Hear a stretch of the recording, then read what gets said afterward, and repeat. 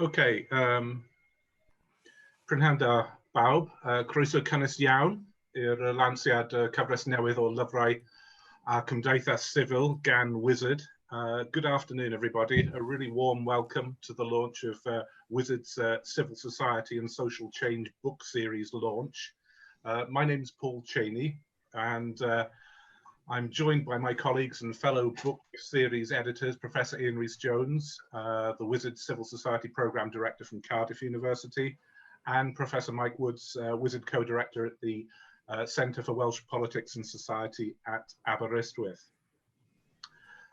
Unfortunately, things are a bit different to how we envisaged the launch a while back, but not to worry. Please help yourself to virtual champagne and canapes. The structure of the next few minutes for the launch is as follows.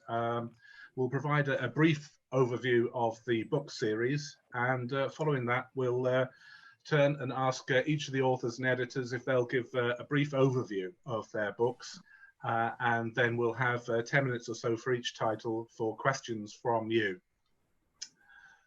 Just to explain the background to the book series then, it's part of the research outputs of Wales Institute for Social and Economic Research, Data and Methods, or WIZARD. And for some of you that may not be familiar, WIZARD was founded back in 2008 and is a successful collaboration between 5 universities in Wales: Aberystwyth, Bangor, Cardiff, South Wales and Swansea. And the book series is part of WIZARD's ongoing programme of multidisciplinary research on civil society that's funded by the Economic and Social Research Council. And the programme, as noted, is led by Professor Ian Rhys-Jones. And at this point, just like to say that we gratefully acknowledge the support of the ESRC in enabling the research that forms the centre of the book series. The book series then, it spans the first 5 years of the Civil Society research programme that began in 2014, and also the current new 5-year programme that takes us from 2019 to 2024. The series then is published by Policy Press, we're very pleased to say. And again, we're very grateful to Laura Vickers-Rendell, the commissioning editor at Policy, and her team for their help and their support in developing the series. Just a couple of other points broadly then, that the aims of the series are to provide new perspectives on changes in civil society, and not only in relation to the UK, but internationally as well. And our aim is to offer novel theoretical perspectives and also new original empirical findings that address important research questions and engage with contemporary debates. In particular, we welcome contributions from a range of disciplines and also interdisciplinary work, and particularly work that engages with forms of civil exclusion and expansion, and the potential for civil society organisations to play a key role in civil repair. Okay, I should also note at this point that today's launch titles are available with a 20% discount when you order from Policy Press, so please see their website for details. And I should also note that we have a growing number of new exciting titles that are coming out in the Civil Society and Social Change series, but today we're just going to concentrate on the first 4. Okay. That was by way of an introduction, and I'm really delighted now to turn to the first of the titles that is being launched today, and it's entitled Civil Society and the Family, and it's co-authored by Dr. Esther Muddyman and Professors Sally Power and Chris Taylor at Cardiff University. And as Paul Ginsborg at the University of Florence describes it, this book is a groundbreaking piece of sociological research which makes a notable contribution to the growing debate about the political role of the family. So having said that, I'd like to invite the authors, Esther, if she'd be very kindly able to give us a 5-minute overview of the book before we then take some questions. Thank you. Thanks very much, Paul. So as the title suggests, the book explores the relationship between civil society and the family, and drawing on a range of data collected with families in Wales, the book considers various aspects of civil society in turn to assess whether family practices and values have a bearing on civic, social, environmental and political engagement. So the significance of home life has been highlighted over recent months as citizens have been implored to stay at home to prevent the spread of COVID-19. But actually the topic of how family life contributes to public issues hasn't received much academic or empirical attention, and the family is often bracketed out as separate from public, political and social issues. So what I thought I'd do is to share three key points from our book that I hope will convince you that the family is an increasingly important site for civic engagement and an agent of social change. And then I'm going to highlight three implications of our work in relation to political, sociological, environmental discussions. The first key point relates to practices of care within and beyond the family home. So caring behaviours are often role modelled by female family members, but rather than being limited to the domestic sphere, practices such as cooking, baking and childcare can extend out into the community, with women in particular baking for charity events, serving out hot drinks at their local church or helping out at a creche. Many practices of care in the community aren't necessarily formally recognised as volunteering work, but as a natural extension of the feminine caring role. So while political scientists often talk about how motherhood restricts women's ability to get engaged with political or civic issues, our study reframes these acts of care as potentially political and socially engaged acts, and highlights the role of mothers in particular in fostering these civic or pro-social values in children and grandchildren. The second key finding I want to highlight is the sociological significance of family arguments. And we found a positive link between those families who argue and levels of civic participation amongst teenagers. And this suggests that discussion and debate and even disagreement can help younger generations to develop the skills needed to participate in civic or political activism. And this is significant when we think about the Welsh context, lowering the voting age to 16, and how different family environments might foster or stifle political engagement. And then linked to this, the final point to draw out is that younger generations are shaping the perspectives and actions of older family members, particularly in relation to environmental sustainability. And we often think of older family members passing down values to children, but we found instances of upward transmission of values. Younger family members brought environmental knowledge and practices learnt at school or from peers into the family home and shared them with their relatives. And this last point really highlights the significance of the family home as a civic space. Debates about how to heat the home, what car to buy and what holidays to take can all be linked to global environmental concerns. And so in terms of implications of the work, there are three areas we hope to contribute to. We hope to contribute to political debates about the role of the family. Policymakers and political parties use ideas about family, the family and family values in very particular ways. For example, right-leaning political parties have used ideas about the hard-working family to distinguish between those who do or do not deserve state support. Our research calls into question the assumption that the family is the political property of the right and the idea that it's a private entity to be protected from state interference. And then secondly, in terms of implications, we think that the text has social policy and third sector relevance. Our finding that generosity and mutual support within the family can contribute to generosity and civic engagement outside of the family may help policymakers and third sector organisations to reframe the way that they work with individuals as family members. And then in terms of our sociological contribution, by moving beyond the popular binary between public and private, our book offers a more nuanced insight into intergenerational relations and the domestic division of labour in relation to civil society. The book calls for greater recognition of the role of the family and the domestic sphere in theorisations of civil society in the context of the demise of the number of principal institutions allied to civil society in the global north. New forms of individualised or unaffiliated political, civic and environmental engagement have emerged, and this has implications for how we understand the relationship between individuals, the state and civil society. So I just want to finish up by thanking all of my colleagues in Wizard on behalf of Sally, Chris and I, especially Kate Moles and Reen Powell, who were involved in the project. Huge thanks to our research participants, as well as the series editors, the publishing team at Policy and the academics who gave us feedback at various stages of the process. Diolch yn fawr. Thank you very much. Many thanks, Esther. That's great. We've got, as I mentioned, a few minutes for some questions.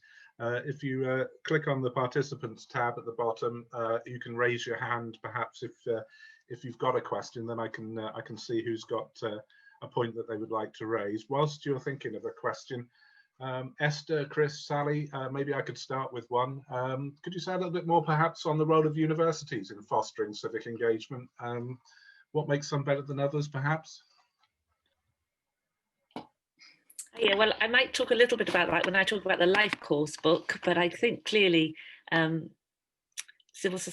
universities do provide an environment where young people can mix and form new networks that will foster not only interests, but connections with, and universities themselves foster various forms of civic participation. And some universities seem to do this more than others, and in particular some courses seem to encourage various forms of civic engagement. Thanks, Sally. Thanks, that's really helpful. Just looking to see if anybody's raising their hand. Let's see. I did have a couple of questions noted down, so I'm afraid you may have another one from me in the meantime. Just in relation to your previous point, Paul, on universities, I think one of the things that we found, particularly when we're looking at political engagement, is that young people who grow up in a home environment where their parents are interested in politics and engaged, and maybe it gets discussed around the dinner table, are more likely to have that shared interest in politics, and they might not go on to share their parents' political positions or views. But so we distinguish between kind of just kind of copying your parents' views or taking them on uncritically. And it may well be the case that when young people, if and when they go to university, that if that seed has been sown of political interest, that they then go on to develop their own political position that might be really different to their parents, but it's that kind of disposition to get involved which has been developed in the family home. And conversely, you might find that people whose parents aren't very engaged with politics and maybe, you know, they don't vote and they haven't taken their children to the polling station, those students, when they go to university, might be less well versed, and university then maybe plays a more important role in getting them engaged. Thanks, Esther. That's really helpful. Let's see now if we've got some questions coming through. Okay, I think one of the things I found really interesting in your book was the way in which you say that parenthood can heighten sensibilities about the kind of world that children will grow up into, and that can then trigger particular types of engagement. I was wondering maybe if you could just say a little bit more about that process.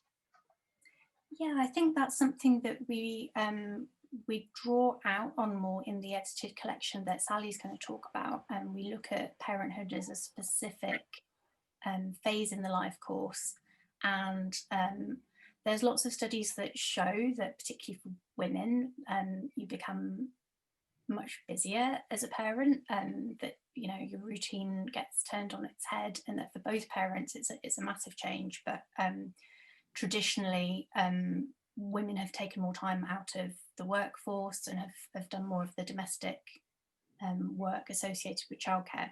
So you could say that that that would lead to kind of a decrease in civic engagement and political engagement and other forms of activism or volunteering work. But actually, there are certain forms of civic engagement we found that seem to be triggered by parenthood. So things like getting involved with your child's school or sports clubs, or you're opened up to a whole new set of issues that you become more interested in because you have a stake in them, that you perhaps didn't before. But also, and I think this is perhaps what you were referring to, is that having a child in itself can kind of extend your temporal understanding. So you're not just thinking about what's going to happen in my lifetime, you're thinking about what's going to happen in your children's lifetime. And so that can trigger for some people a heightened awareness of environmental issues, and then wanting to be more sustainable because you're thinking about the kind of world that your children and grandchildren are going to grow up in. Thanks, Esther. That's really helpful. Kevin, Professor Kevin Morgan, I see you've got a question. Many thanks. Esther, many thanks for that summary. I wonder whether I can ask you a question about that extremely interesting point that you made, that the transfer of values intergenerationally isn't one-way street. We tend to assume it's from older to younger. And I'm just wondering about the reverse process, particularly with respect to debates around sustainable diets in extremely deprived areas, and whether there's any evidence, for example, that you've come across which suggests that children, when they're first exposed to healthier diets in school environments with respect to fresh fruit or vegetables, for example, whether that any evidence that triggers changes in the family environment, that is, from the school, the public realm, if you will, to the private realm of the family, through a reverse transfer of intergenerational values. Thanks. Thank you, Kevin. I have got some things I can say about family food values, perhaps not specifically in relation to the circumstances that you just mentioned, partly because the 20 families that I interviewed were probably didn't fall into the category of being living in deprived areas. And we didn't talk specifically about school food in relation to food at home. What I did do is talk about environmental values, and quite often parents would say, oh, my son came home from school with this phrase, if it's not dirty, wash at 30, or hassling parents to turn lights off, or they come home with pieces of environmental knowledge that they were then kind of harassing their parents about, and then their parents were saying, oh yeah, so we've stopped doing that. And this related to food and diets, often in relation to vegetarianism and veganism. So you'd have teenagers coming home from school saying, I saw in a science lesson today something about chicken farming or another aspect of the industrial production of food. And they would say, I don't want, I think we should, as a family, stop eating this or start eating that. And so, and there's a kind of a blend of animal welfare concerns and environmental concerns. And that was triggering a change in some families. Some families had reduced or eliminated animal products from their diets as a result of their teenage son or daughter saying, I don't want to eat this anymore, and can we do this instead? So there's definitely an upward transmission of environmental values in relation to food, but I couldn't say specifically how that relates to food in schools. Thanks, Esther. That's great. I'm just seeing if we've got a last question before we go to the second title. Okay, I'll just jump in and, if I may, with just a concluding question for the authors. In your introduction, you highlight, Esther, the social policy implications, and we've talked about food policy and education. I was just wondering if there's any other social policy implications of your book that you might flag up. Yeah, sure. I think because it's, as I said in the summary, it's an under-researched area, this link between the family home and civil society. We often, when you think about research on the family and intergenerational transmission, it's usually focusing on the intergenerational transmission of unfavourable things like smoking, obesity, sort of poor social or behavioural patterns. So our book is making a different contribution in terms of the really positive pro-social or civil society activities and values that can get passed down. So that's a departure from a lot of the existing stuff out there on the role of the family in social reproduction.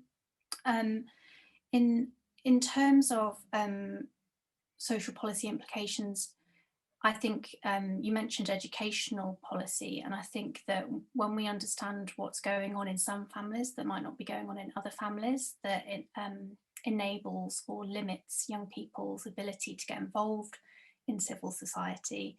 If we can understand that better, then we can think about educational interventions that help to help those children in families where those things aren't happening. And yeah, I think in a wide range of social policy areas, thinking about individuals as members of a family and thinking about family units when you're designing interventions or policies, it could be really valuable in a range of areas. That's great. Many thanks, Esther, and many thanks to Chris and Sally. As I said, you produced a great volume there, and I'm sure that it will have a great impact. It's time now to move to the second title, and I'll hand over now to Mike, who's going to chair the questions on that. Thanks, Mike. Thank you, Paul. Yes, we're moving on to the second book in the series now, and this is the Foundational Economy and Citizenship, edited by Filippo Barbera, who's Professor of Economic Sociology at the University of Turin, and Ian Rhys-Jones, who's the Director of Wizard at Civil Society at Cardiff University, with contributors from an international range of researchers from the UK and Italy and Austria. And this is a timely title. The foundational economy is an idea which is becoming increasingly prevalent, which is an idea which I think is increasingly being explored and understood in policy terms. And it's a concept which will be a significant part of the new Wizard Civil Society program going forward. But this volume brings together a lot of the work which this network has been and doing to date. So I'm going to hand over to Ian to say a little more by way of introduction to the volume. Thanks, Mike. And can I first of all say it's been great to be working with everybody on the book series, and to quickly thank the ESRC for funding, and the policy press and the production team for all their help and support, and of course to all the brilliant researchers and scholars that have led to these books coming about. This particular book had a very long gestation.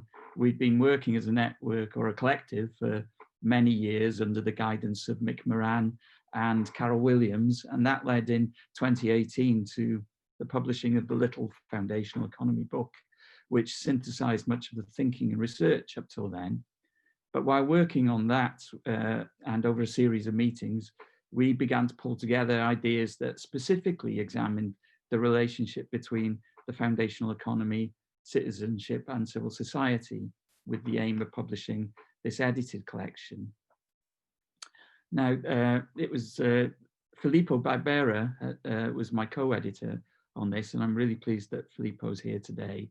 And it was in the first chapter that the two of us began by focusing on the relationship between the foundational economy and the civil sphere. And in particular, that's where we develop an argument that the foundational economy, through delivering goods and services that are essential for human needs and capabilities, is also linked to a moral basis for citizenship that potentially transcends territorial boundaries. So that sets the frame. And from there onwards, the book is divided into 4 parts, each addressing different themes: governance and public action, housing and urban life, water and waste, and food. And I think the strengths of the individual chapters are to be found in the way that they address 2 key aspects to research on the foundational economy. First of all, they throw light on current economic conditions and the ways in which financialization, outsourcing, and privatization have damaged the fabric of welfare services and undermined conditions in the workplace and in everyday lives of households.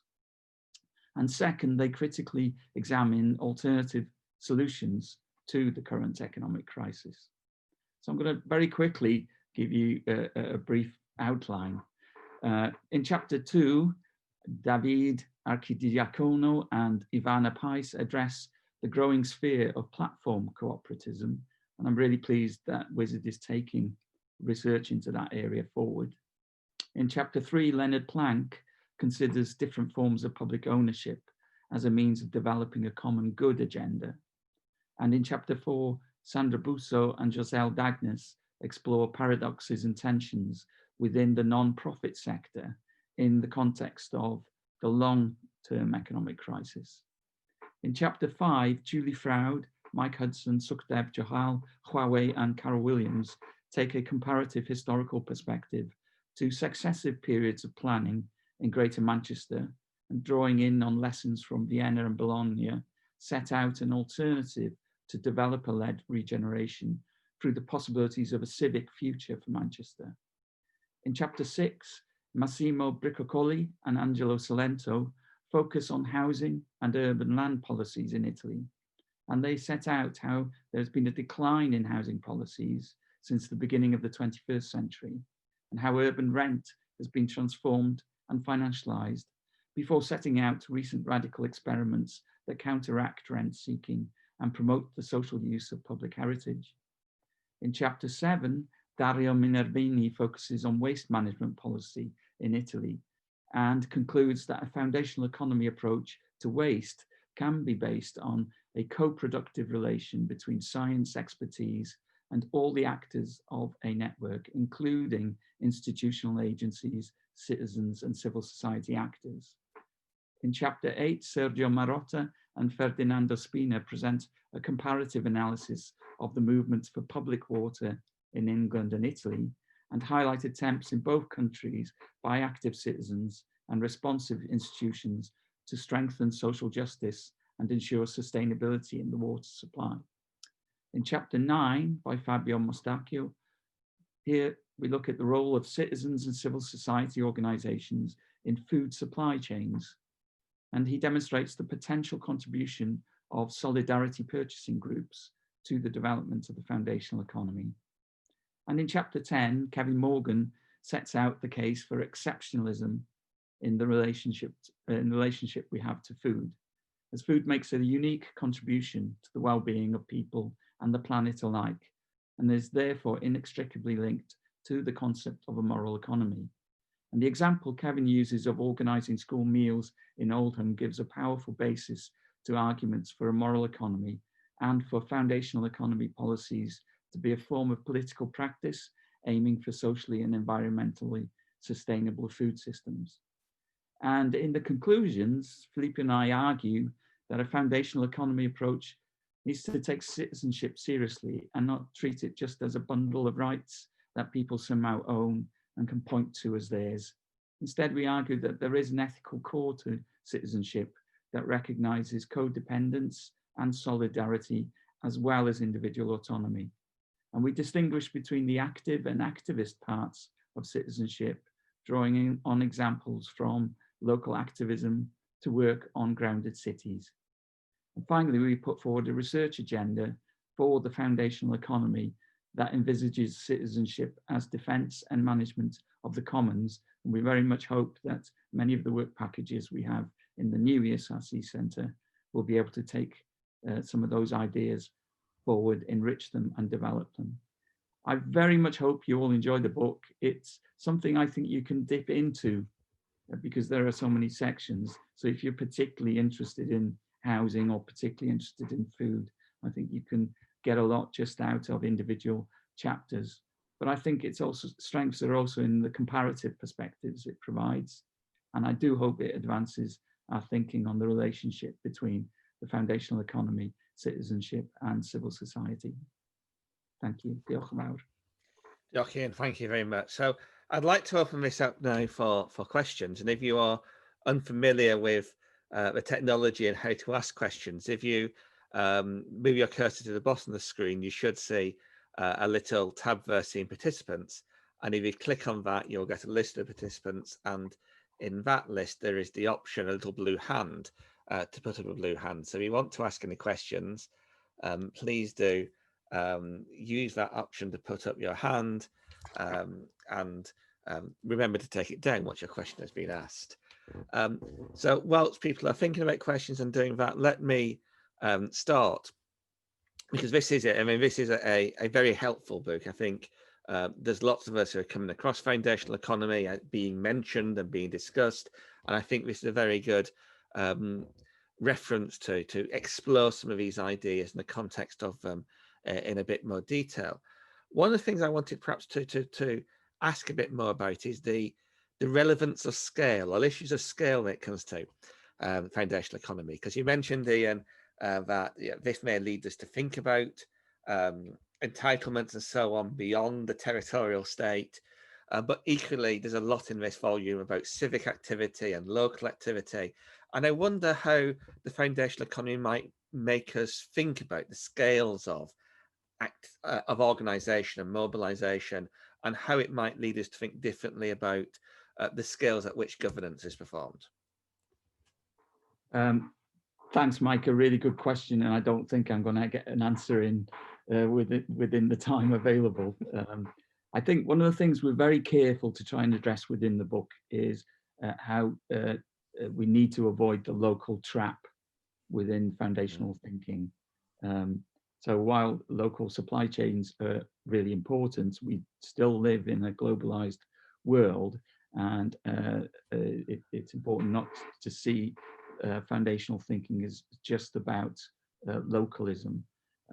So we need to be able to look at ways in which very long supply chains can be accommodated within understandings of citizenship and rights of people in local areas. In terms of scale, I think there are really important and interesting questions around, for want of a better term, I'd call translocal empowerment. So going from the local to the global and the global to the local, which I know you've done a lot of work on. And certainly there are important examples, for example, on in the area of food, where local responses can be very strong, particularly in terms of food cooperatives, or, as I mentioned, solidarity purchasing groups. But also there are still opportunities for people to enjoy foods that may not be locally based. So it's trying to work through those tensions between a local economic infrastructure that provides for the rights and capabilities of citizens within a global context. Great, thank you. Chris Taylor. Thanks, Mike. Thanks, Ian. This is obviously a really, really exciting collection of pieces of work, and it's a really clever idea to kind of bring the foundational economy with civil society in the first place. So that's a great idea. I think I just want to ask a question which might be very difficult to answer in the current time, but how would you talk about the value of this book in a kind of post-COVID world, and how that has how it has particular relevance now, even though in effect the book was written prior to the pandemic beginning? Absolutely. So many of the chapters were being developed, when people weren't aware of COVID.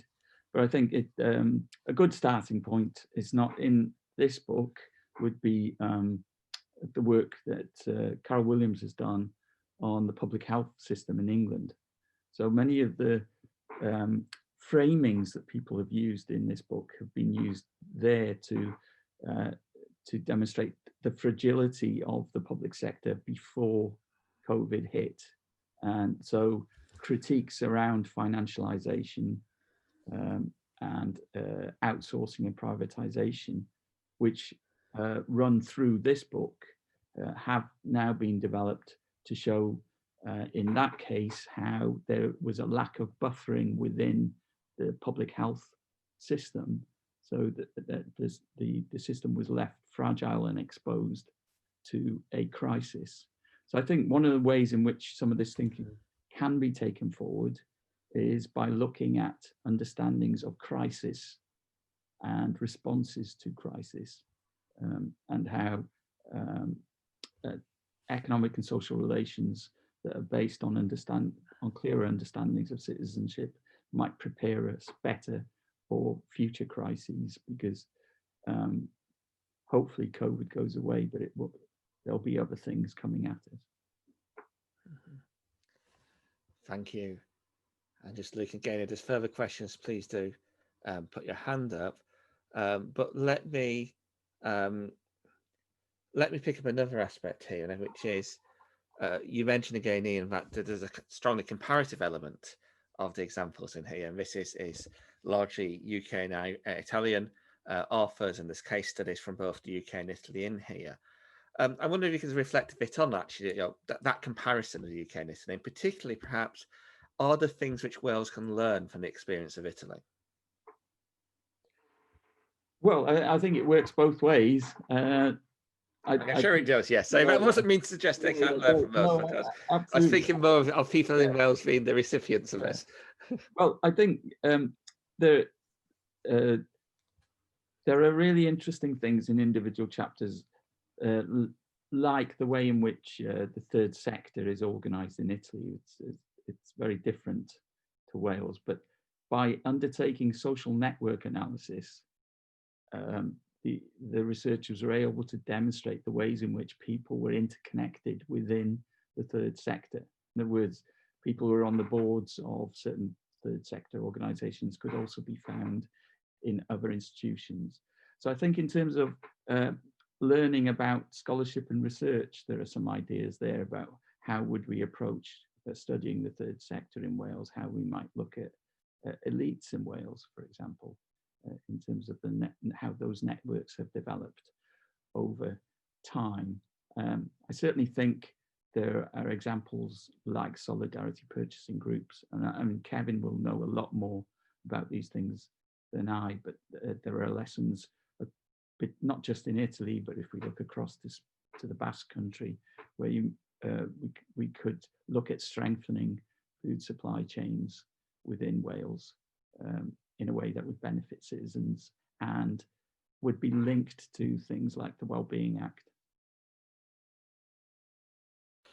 Again, I think that's interesting, and I think one thing which does come across in some of these chapters is obviously many parts of Italy have a very strong civic tradition, which I think provides a good foundation for a foundational economy approach, and a very clear sense of the local territory and production, particularly of food, and so on, perhaps more broadly. And so I can, in many ways, I can see why there has been an interest from Italian scholars in the foundational economy, and I think that's perhaps something which does present lessons from Wales in terms of how we develop as a nation in Wales, and the way in which we think about our civic identities within Wales and our links to our local territories, which I think, in the absence of another question, that might just lead into a final question from me, which is about again the policy aspects of this and how this is beginning to be picked up and applied in Wales. I mean,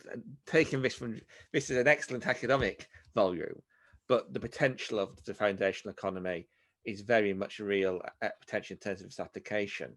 And I don't know, again, if you can say more about how these ideas of the foundational economy are being taken forward in practice in Wales. Yes, well, I mean, this is where I think it's important to recognise that the Welsh Government has picked up on foundational economy ideas and has, you know, it stands out as the Senedd taking the lead and investing in foundational economy projects. We're still learning from those. There's work going on to evaluate some of those projects, and I think we need to bear in mind that many of them were launched into the teeth of a gale from COVID. So it's been a very difficult environment in which new projects can take off. A number of them are in social care, which is an important area, I think, given the evidence that we had produced over a number of years of the damaging effects of financialization in social care, which is another example, I think, of how we were left very fragile in terms of COVID in certain parts of the UK. So ideas there are around funding and organising social care are important, and also areas like food and food production, and the way in which Welsh Government and local government work to procure services. So I think there's some exciting projects being taken forward, and we do mention them towards the end of the book, but that's another area potentially for us as a Wales Institute to take work forward, both in supporting innovative ideas and their application by activists on the ground. Excellent, thank you, Ian. So I look forward to seeing this research emerge over this current period of the Wizards of Society. But it's clearly an idea which I think we're all going to be hearing a lot more of and becoming more familiar with, and I'd therefore very much recommend this as a key volume for anyone wishing to understand what this foundational economy stuff is all about. So thank you for that. And I'm actually going to hand back to Ian again now to pick up the link to introduce the next volume.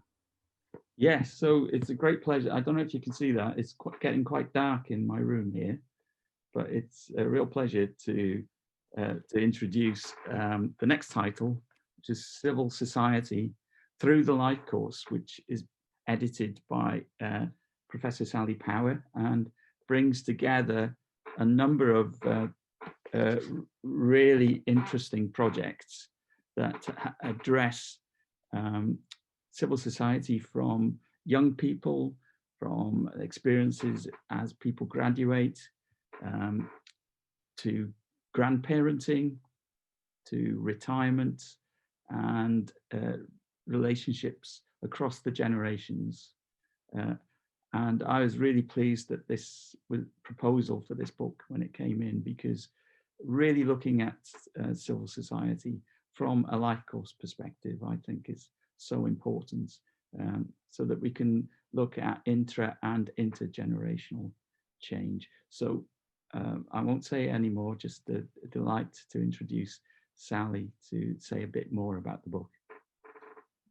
Thanks, Ian, and like the others, I'm going to begin, it's a bit like the Oscars, by thanking all those who made it possible. So the ESRC, the Publishers Policy Press, and my co-authors, and thank you a lot for coming along to this launch. The book kind of began with the idea that there's a lot of concerns about the decline in the state of civil society, that it's older people who are voting, it's older people who are volunteering, and it's older people who are donating to charity, and that young people are just not interested, they have no sense of duty. But we thought maybe it's not so much that young people aren't interested, but actually our engagement with civil society varies throughout the life course, so that actually we have more time or capacity to do things according to various events and phases that happen in our life. So we decided to explore engagement with civil society through a life course approach, to try and disentangle what aspects are to do with kind of changing times and what aspects are to do with changing phases and events in your life. The book takes a largely chronological perspective. It begins with, it's contributed by 10 authors, and And it begins with a kind of overview of a life course perspective of civic engagement provided by Chris Taylor. And it shows basically that it is the case that our later engagement is determined by engagement early on and intergenerational transmission. So there are important things that are constant, I suppose, through individuals' lives. But there are also different phases that highlight different aspects of civic engagement. So one of the chapters, for instance, looks at civic engagement from school pupils. And there's actually hardly any research looking at children's civic engagement. And it shows that levels are very, very high in terms of volunteering, in terms of donating and fundraising for charity. However, although you might think that bodes very well for the future, it's also clear that they're very ambivalent about this engagement. It's largely instigated by the school, and they often resent having to kind of work for nothing through volunteering, and they're a bit suspicious about charities.